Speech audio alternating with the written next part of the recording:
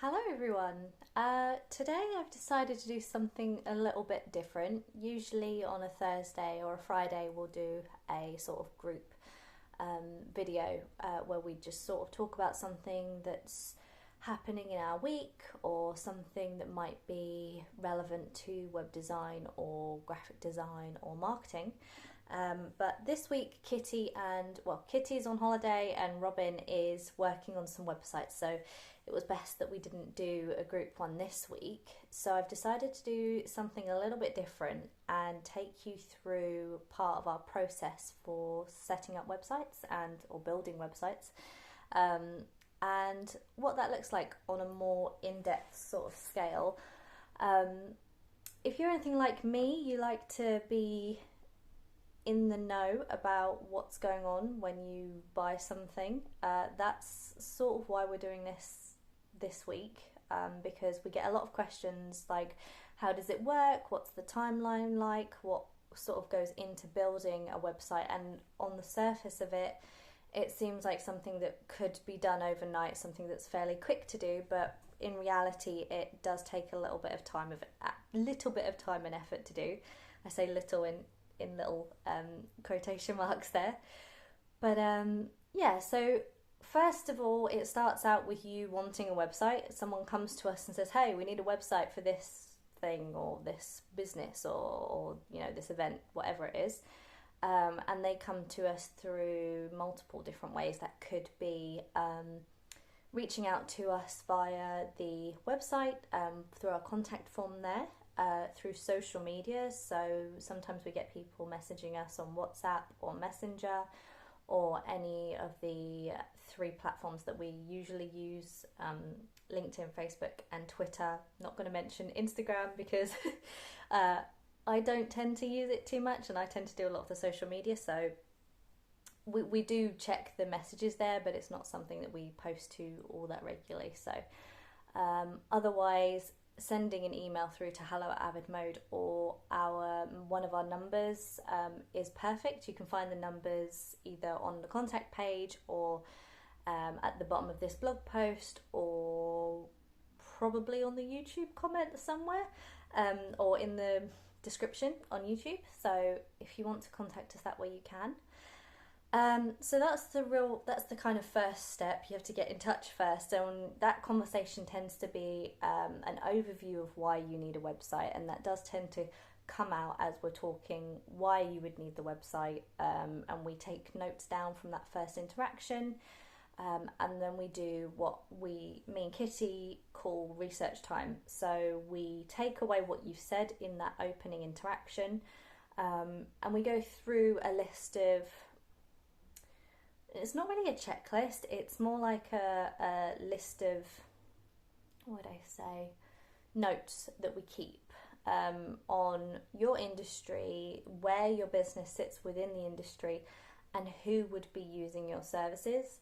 And that way we can get a good idea of what your competitors are doing in the same market, what's the overall theme and trend within your market, because it differs from industry to industry. So something that a bank wants is very different from something that a small retail organization would want, or a gym as opposed to a cafe, or it depends from industry to industry what kind of designs are being used, what kinds of animations are being used. Are we doing a lot of content, or is it a very limited amount of content and more visuals? And we do that research ahead of time to understand where you sit within that industry, and where your competitors are sitting, and what your audiences are going to expect going into it. And part of the reason we do that so thoroughly, it usually takes us around about 2 hours. The reason we do that is so that when we come to building you a proposal, we know the ins and outs of what's going to need to be there for your audience to feel like they've come to the right place. And that could mean, you need certain functionalities, or you need a a certain design that might be more difficult to code, for example. We might have to get Dan to do something very specific for you to make you stand out as, you know, compared to everyone else.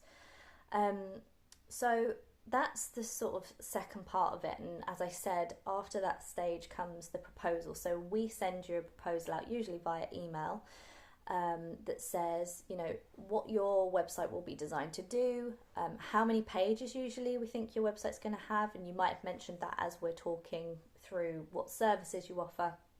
It might be you offer 4 services, so it's 4 service pages plus your home page plus your contact and about, and possibly a blog. So it does tend to be around 8. Usually 4 services is more than enough.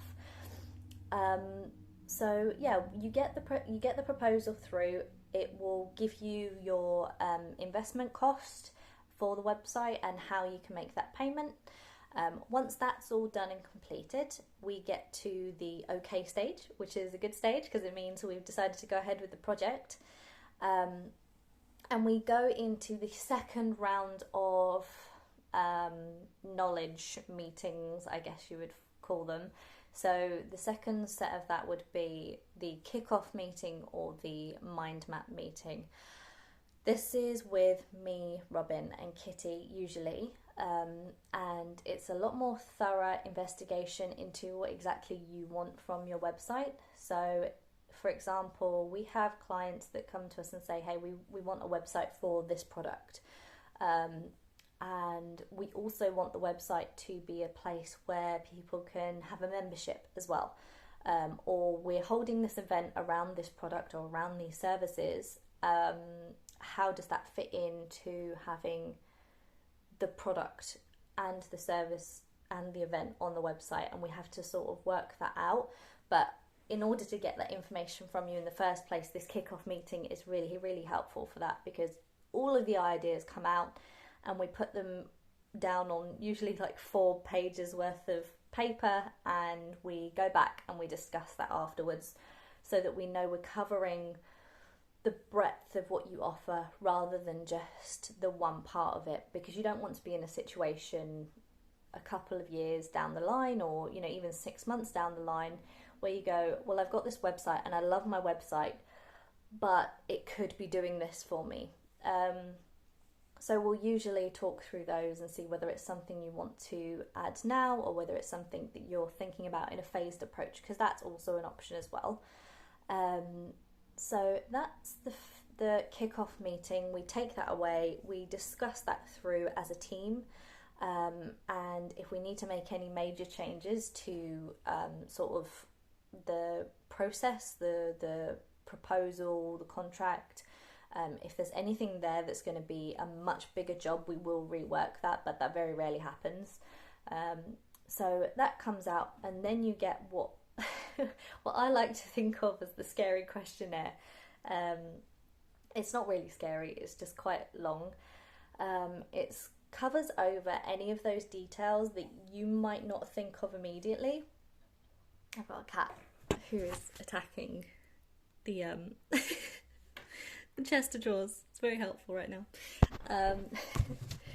So the questionnaire is not particularly scary, it's just long, and it covers over any of those things that we might have missed out through the first meeting and the second meeting.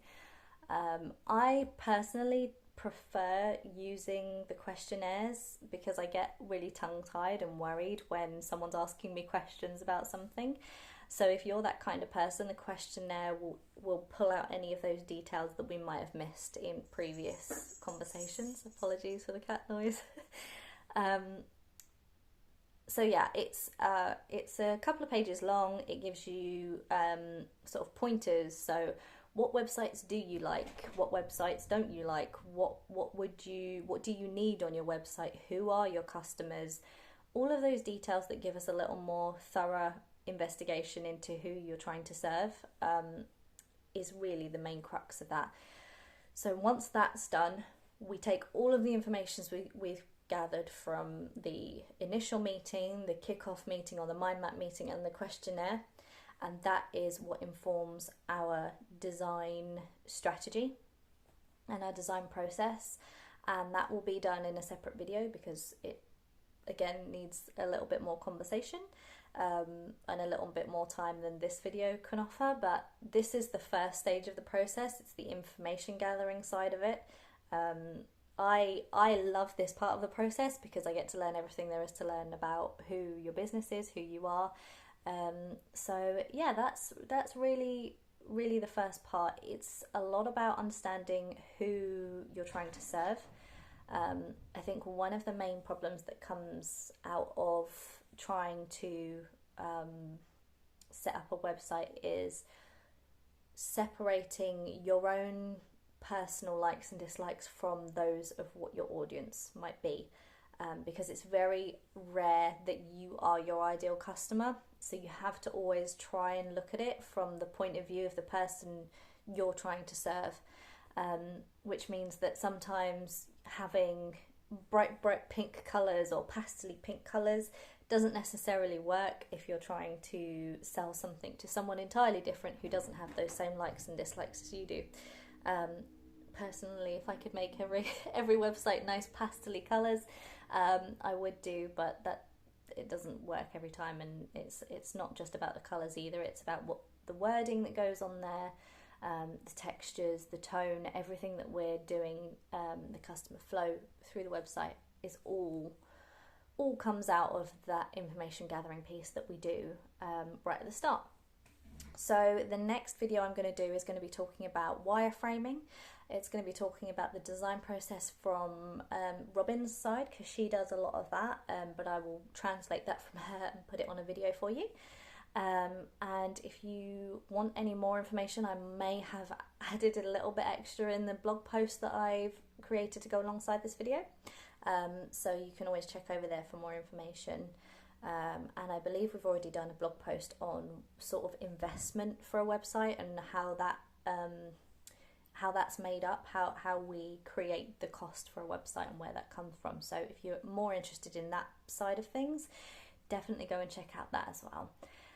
Yeah, so I've been talking for 12 minutes and I've had about 8 interruptions from the cats, but thank you for sitting through, and I'll see you in the next one. Bye!